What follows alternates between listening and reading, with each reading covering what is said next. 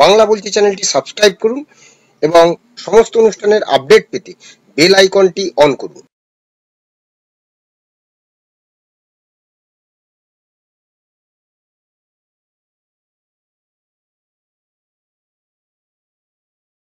और आप सबको पता लग जाएगा, जैसे ही हमने ये रिलीज किया पूरे देश को पता लग जाएगा कि इलेक्शन कमीशन वोटर चोरी करा रहा है।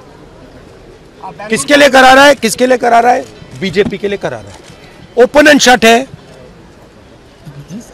No question. हमें मध्य प्रदेश में सस्पिशन था, लोकसभा में सस्पिशन था, महाराष्ट्र में वो थोड़ा आगे गया, स्टेट लेवल पे हमें लगा कि यहाँ पे चोरी हुई है। वोटर एडिशन हुआ था, 1 करोड़ वोटर्स ऐड हुए थे। फिर हम थोड़ा डिटेल में गए, हमने कहा देखो अब इलेक्शन कमीशन तो मदद नहीं कर रहा है, तो थोड़ी ग्रैन्युलैरिटी में जाना है, गहराई में जाना है। तो हमने अपना ही इन्वेस्टिगेशन करवाया, उसमें 6 महीने लगे और जो हमें मिला है वो एटम बॉम्ब है। मतलब एटम बॉम्ब है, फटेगा तो आप इलेक्शन कमीशन आपको दिखेगा नहीं हिंदुस्तान। নমস্কার, বাংলা বলছি চ্যানেলে আপনাদের স্বাগত। 1 আগস্ট খসড়া তালিকা, বিহারে যে খসড়া তালিকা, সেই খসড়া তালিকা অর্থাৎ সংশোধিত ভোটার তালিকার খসড়া তালিকা বিহারে যে সমস্ত রাজনৈতিক দলগুলো রয়েছে তাদের হাতে তুলে দিল নির্বাচন কমিশন। 38টি জেলার 243টি বিধানসভা কেন্দ্রের যে তালিকা, খসড়া তালিকা, সেগুলো রাজনৈতিক দলগুলির হাতে তুলে দেওয়া হয়েছে। সেখানে দেখা যাচ্ছে যে 38টি জেলার 243টি বিধানসভা কেন্দ্রের যে পরিসংখ্যান রয়েছে তাতে 90,817টি বুথের পরিসংখ্যান রয়েছে এই তালিকায়। বিভিন্ন রাজনৈতিক দলের প্রতিনিধিদের হাতে জেলা শাসকেরা এই খসড়াগুলো তুলে দিয়েছেন। সর্বসাধারণের জন্য ওই তালিকা কমিশনের ওয়েবসাইটে প্রকাশ করা হবে দুপুর 3টে নাগাদ। সেটা যেমন একদিকে, তেমন অন্যদিকে রাহুল গান্ধী, কংগ্রেসের বিরোধী দলনেতা রাহুল গান্ধী বলেছেন যে নির্বাচন কমিশন ভোট চুরি করছে এবং এই ভোট চুরির দাবিতে এসআইআর প্রত্যাহার করতে হবে এবং তার জন্য কমিশনের দপ্তর ঘেরাও করবে ইন্ডিয়া জোট। আর ঠিক এই বিষয়ে রাহুল গান্ধী যে ভোট চুরির কথা বলেছেন, সেই অভিযোগ যে ভিত্তিহীন সেটা নির্বাচন কমিশনের তরফ থেকে জানানো হয়েছে যে দেশের বিরোধী দলনেতা রাহুল গান্ধী যে বিস্ফোরক অভিযোগ ভিত্তিহীন এবং দায়িত্ব জ্ঞানহীন মন্তব্য বলে ব্যাখ্যা করেছেন কমিশন। এবং কমিশনের বিরুদ্ধে এদিনই ভোট চুরির অভিযোগ এনেছে রাহুল গান্ধী। সংসদে যখন এই নিয়ে আলোচনা চাইছে, লোকসভার বিরোধী দলগুলো একত্রে লোকসভা স্পিকার ওম বিড়লাকে চিঠি দিয়েছেন এবং তারা জানাচ্ছেন যে বিহারের ভোটার তালিকার সংশোধন নিয়ে গভীর উদ্বেগ প্রকাশ করছি। ভোটের মাত্র কয়েক মাস আগে এটা করা হচ্ছে, এটা অভূতপূর্ব। কমিশন যে ইঙ্গিত দিয়েছে অনুরূপ সংশোধন সারা দেশে করা হবে। এই প্রক্রিয়ায় স্বচ্ছতা, সময় এবং উদ্দেশ্য সম্পর্কে আশঙ্কার প্রেক্ষিতে আমরা সংসদের দৃষ্টি আকর্ষণ করছি। অর্থাৎ বিরোধীদের বক্তব্য, ভোটার তালিকায় এই সংশোধনের ফলে লক্ষ লক্ষ মানুষ ভোটাধিকার হারাবে, এতে নির্বাচন প্রক্রিয়ার স্বচ্ছতা নিয়ে প্রশ্ন উঠবে। তাই দেরি না করে আলোচনার দাবি জানিয়েছেন স্পিকারের কাছে বিরোধীরা।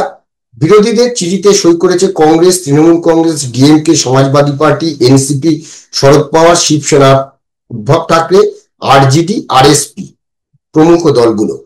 এবং কংগ্রেসের তরফে বিরোধী দলনেতা রাহুল গান্ধী, উপদলনেতা গৌরব গগৈ, তৃণমূলের তরফে কাকুলি ঘোষ দস্তিদার, এনসিপির তরফে সুপ্রিয়া সুলেরা চিঠিতে সই করেছেন। এখন প্রশ্ন হলো যে আগামী অক্টোবর নভেম্বর মাসে বিধানসভা নির্বাচন অনুষ্ঠিত হওয়ার কথা বিহারে। তার আগে ভোটার তালিকার বিশেষ নিবিড় ও সংশোধন শুরু হয়েছে এবং খসড়া তালিকা প্রকাশ সেই প্রক্রিয়ারই একটা অংশ।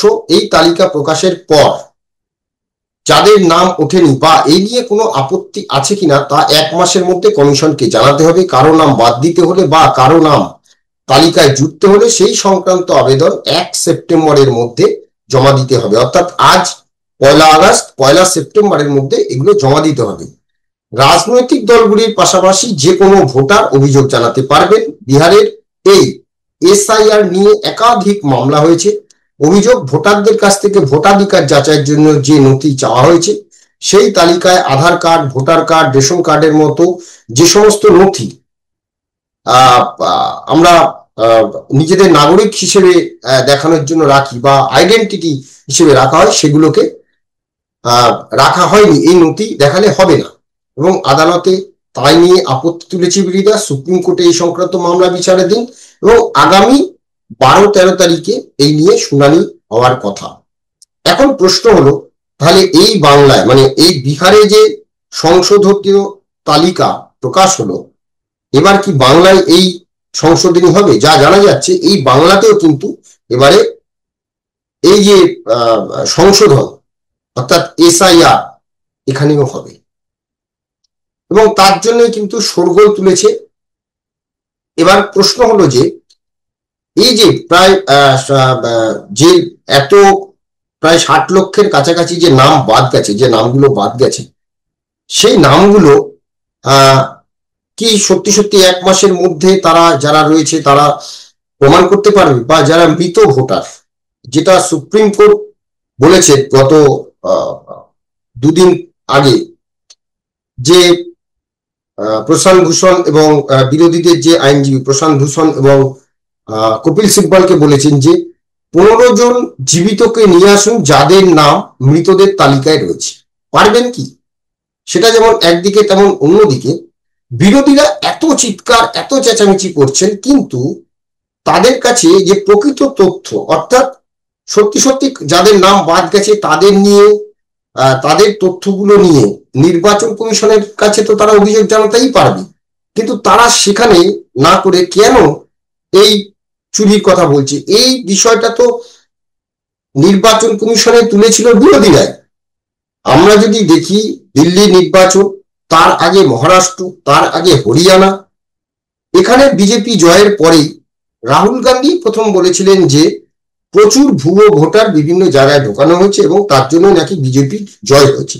এরপরে মমতা বন্দ্যোপাধ্যায় একই দাবি করেছেন এবং তারপর তারা নির্বাচন কমিশনে এই নিয়ে দরবার করেছেন এবং মমতা বন্দ্যোপাধ্যায় তথা তৃণমূল কংগ্রেস এখানে বিভিন্ন জায়গায় তারা পথে নেমে দেখিয়েছে যে এখানের যাদের ভোটারের নাম আছে গুজরাটেও তাদের নাম আছে, এখানে যাদের নাম আছে তাদের কর্ণাটকের নাম আছে, এখানে যাদের নাম আছে তাদের উত্তরপ্রদেশের নাম আছে, এরকম কথা তো বলেছিলেন। তো সেইখানটায় যদি এসআইআর হয়, এবং এই এসআইআর কিন্তু শুধুমাত্র যে নির্বাচন কমিশনের লোকজন করছেন তা নয়, এখানে কিন্তু বুথ ভিত্তিক যে সমস্ত দলের কর্মীরা রয়েছেন তারাও কিন্তু নির্বাচন কমিশনের যারা রয়েছেন বিএলও তাদের সঙ্গে কিন্তু তারাও রয়েছেন।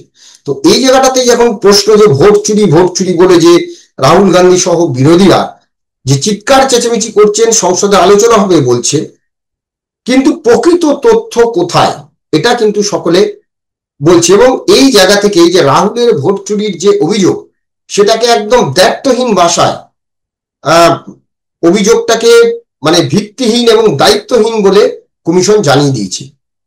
এবং শুক্রবার যেভাবে নির্বাচন কমিশন রাহুল গান্ধীর এই দাবিকে খারিজ করেছে, তাতে আমার মনে হয় না যে নির্বাচন কমিশন যে আট ঘাট বেঁধে যেভাবে কোমর বেঁধে নেমেছে, এই এসআইআর কে আটকানোর ক্ষমতা বিরোধীদের থাকবে না বা নেই।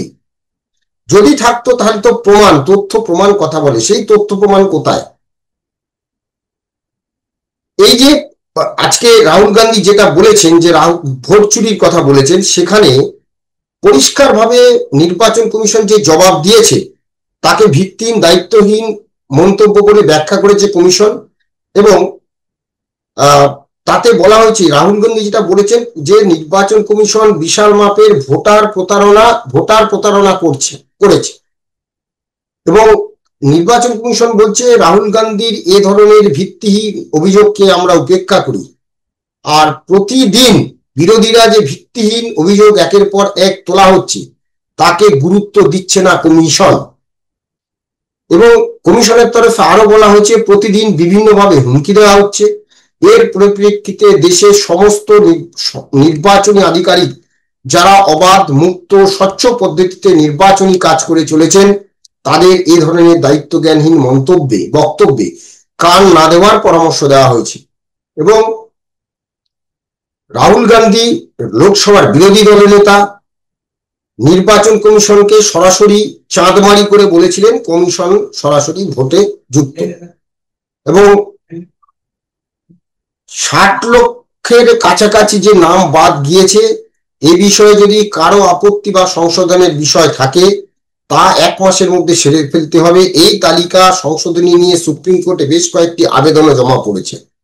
সব মিলিয়ে বিহারের ভোটার তালিকা হলেও একযোগে নির্বাচন কমিশনের বিরুদ্ধে, সেই সঙ্গে কেন্দ্রীয় সরকার বিজেপির বিরুদ্ধে বিরোধীরা যে আদা জল খেয়ে নেমেছে তা কি আদৌ সফল করতে পারবে? যেটা দেখা যাচ্ছে যে আগামী 12 এবং 13 তারিখ সুপ্রিম কোর্টে যে শুনানি রয়েছে সেই শুনানিতে যদি তথ্য নিয়ে কথা বলতে না পারে তাহলে এই যে মামলাগুলো করা হয়েছে বা এখনো পর্যন্ত কিন্তু কোনো তথ্য হাতে নিয়ে বলেনি, এবং যার জন্য নির্বাচন কমিশন দায়িত্বহীনভাবে রাহুল গান্ধীর এই হুমকিকে তারা কানে না তুলতে বলেছে। তারা বলেছে কাজ করে যান, তারপরে দেখা যাবে। অর্থাৎ পরিষ্কারভাবে দায়িত্বহীনভাবে বলে দেওয়া হয়েছে। আর এই এসআইআর প্রত্যাহারের দাবিতে কমিশনের দপ্তর ঘেরাও করবে বিজেপি বিরোধী জোট, ইন্ডিয়া জোট, এবং তার জন্য আগামী বৃহস্পতিবার একটা দিন ধার্য করা হয়েছে। এবং দেখা যাক এখন যে এই যে নির্বাচন কমিশনের দপ্তর ঘেরাও, সংসদে আলোচনা, এসব করে কি এসআইআর আটকানো যাবে?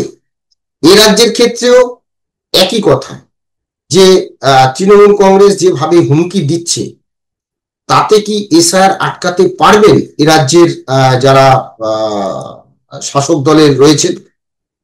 এখন প্রশ্ন এখানেই দেখা যে সত্যি সত্যি সেটা তারা করতে পারেন কিনা। আমরাও সেদিকে নজর রাখবো যে ভোট চুরির অভিযোগ যেটা রাহুল গান্ধী এনেছেন, বা এখন এটাতে হয়তো কণ্ঠস্বর মেলাবেন বিরোধী দলের সকলেই এবং চিঠিও দিয়েছেন এই নিয়ে, এবং নির্বাচন কমিশনের দপ্তরও ঘেরাও হবে, কিন্তু আদৌ কি সফল হবে? তথ্য তো কথা বলে, সেই তথ্য যদি নির্বাচন কমিশনের কাছে না থাকে তাহলে আদৌ কি বিরোধীরা হালে পানি পাবে? এসআইআর কি বন্ধ করতে পারবেন এ রাজ্যে তৃণমূল কংগ্রেস বা বিরোধীরা? নজর সেদিকেই থাকবে। এখন দেখার যে আগামী 12 এবং 13 তারিখে কি হয়, সুপ্রিম কোর্ট এটাকে নিয়ে কি বলে। আর এই বাংলায় যে হুমকি দেওয়া হয়েছে এসআইআর করতে দেওয়া হবে না, সত্যি সত্যি কি এসআইআর বন্ধ করতে পারবে? নজর আমাদের সেদিকেই থাকবে। আপাতত আমাদের এই আলোচনা নিয়ে আপনাদের মতামত কমেন্টস বক্সে জানাবেন। ভালো লাগলে অবশ্যই লাইক দেবেন। সবাই ভালো থাকবেন। নমস্কার।